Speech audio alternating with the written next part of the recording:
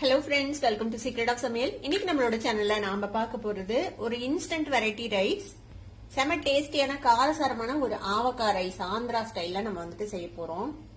ஆவக்காய் ஊறுகாய் இருந்தா போதும், இந்த ரைஸை நீங்க வந்துட்டு இப்படிங்கிறதுக்குள்ள செஞ்சு முடிச்சிடலாம். செய்யும் போதே பாத்தீங்கன்னா உங்களுக்கு நாக்கு ஊறும், அந்த மாதிரி இருக்கும் இந்த ரைஸ். சரி வாங்க, சூப்பரான இந்த ஆவக்காய் ரைஸ் எப்படி செய்யலாம் அப்படின்னு பாக்கலாம்.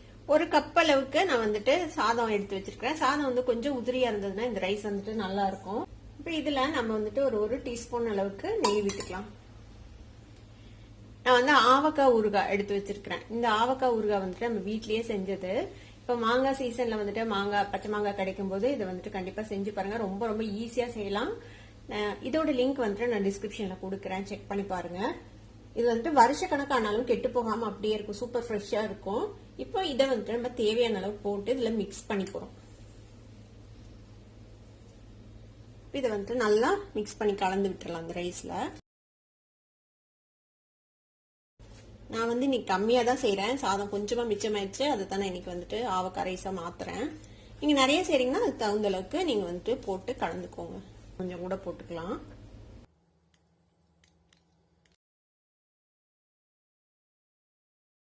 இப்ப கலந்தாச்சு. இப்ப இது இருக்கட்டும். இது எப்படி தாளிக்கலான்னு பாக்கலாம்.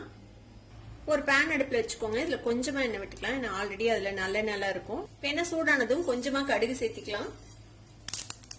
கடுகு வெடிக்குது. ஒரு அரை டீஸ்பூன் உளுத்தம்பருப்பு, ஒரு அரை டீஸ்பூன் கடலைப்பருப்பு சேர்த்திக்கலாம்.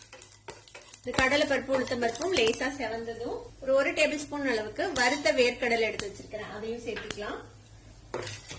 இது ஆல்ரெடி வறுத்த வேர்க்கடலை தான். இதையும் லேசா ஃப்ரை பண்ணிட்டு ஒரு 4 பல்லு பூண்டு இந்த மாதிரி தட்டி வச்சிருக்கிறேன். ஒரு பச்சை மிளகாய் நீளமா கீறி வச்சிருக்கிறேன். கொஞ்சமா கருவேப்பிலை, அதையும் சேர்த்து கூடவே கொஞ்சமா பெருங்காயத்தூள். ஊறுகாயில ஆல்ரெடி பெருங்காயம் இருக்கும், கொஞ்சமா சேர்த்துக்கோம். மிக்ஸ் பண்ணி விடுங்க. பூண்டு வந்து நல்லா வதங்கட்டும்.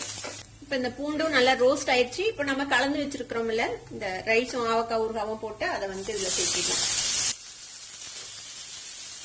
இந்த ரைஸை இதோட சேர்த்து நல்லா மிக்ஸ் பண்ணி விடுங்க. ரைஸ் வந்து நல்லா சூடேற வரைக்கும் இதை வந்துட்டு நல்லா மிக்ஸ் பண்ணி விடுங்க.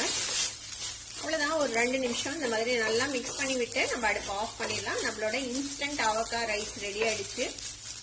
அடுப்பு ஆஃப் பண்ணிடலாம். இப்போ நம்மளோட இன்ஸ்டன்ட் ஆவக்காய் ரைஸ் இப்ப ரெடி ஆயிடுச்சு ஆந்திரா ஸ்டைல்ல. இதை வந்துட்டு நீங்க ஏதாவது ஒரு அப்பளம் இல்ல சிப்ஸ் அந்த மாதிரி ஏதாவது வச்சு நீங்க சர்வ் பண்ணலாம்.